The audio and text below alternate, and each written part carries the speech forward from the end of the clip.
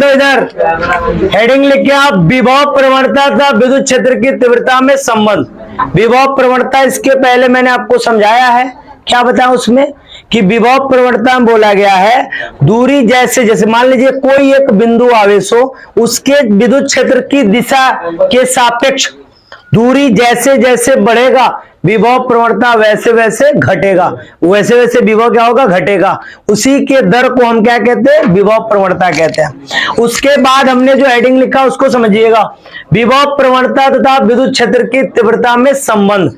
अब विभव प्रवणता और विद्युत क्षेत्र की तीव्रता को समझने के लिए सबसे पहले आप लिखे हैं कि माना एक बिंदु O है जिस पर प्लस Q आवेश उपस्थित है। ध्यान से देखिए, माना एक बिंदु कौन है, O है जिस पर प्लस Q आवेश उपस्थित है। अब जब आवेश उपस्थित है तो इसका अपना एरिया होगा, इसका अपना क्षेत्र होगा। वो कह रहा है इससे x दूरी पर, इससे कितना दूरी पर, x दूरी पर एक बिंदु हम A लेते हैं। एक बिंदु क्या लेते हैं, ए लेते हैं, जहां पे अगर स्थिति सदिश देखा जाए तो वेक्टर आर है।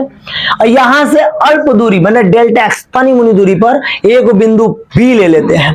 अब बिंदु बी पे जैसे हम परीक्षण आवेश रखते हैं, जैसे हम एकांकीय परीक्षण आवेश रखते हैं, जैसे परीक्षण आवेश रखेंगे, अब देखिए यहां एक अपना इसका विद्युत क्षेत्र है, परीक्षण आवेश तो रख दिए। अब परीक्षण आवेश रखने के बाद अगर इस बिंदु बी पे जो परीक्षण आवेश है इसको हम जैसे इधर लेके आने की कोशिश करेंगे तो यहाँ पे एक ये तो ई है, ये है, यहाँ पे एक बल का सामना करना पड़ेगा। क्यों? क्योंकि ये विद्युत क्षेत्र है और ये भी क्या भाई, धनावेशी आवेश ही है।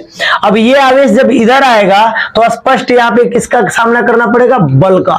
इसीलिए लिख दिए कि ई के कारण, किसके कारण, विद्युत क्षेत्र की तीव्रता ई के कारण Q नॉट पे एक बल लगेगा। बल क्या लगेगा, F बराबर ई क्यू नॉट। F बराबर क्या लगेगा, ई क्यू नॉट। ये हो गया समीकरण एक। अब देखिए यहां बिंदु B से बिंदु A तक लाने में एक डेल्टा W कार्य करना पड़ेगा।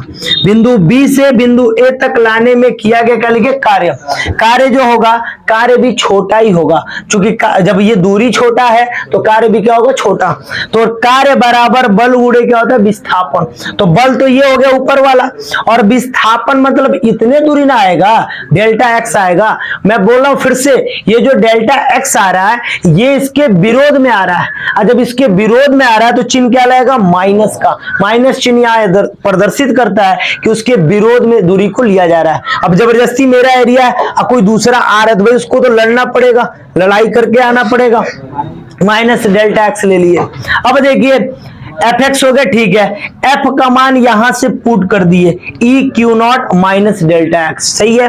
यहां के बाद माइनस को कॉमन कर लिए, कोई बात, इधर देखिए माइनस को कॉमन ही बाहर बुला लिए और ई डी एक्स बच गया। ये क्यू नॉट जो था ये बराबर किधर गया, भाग में।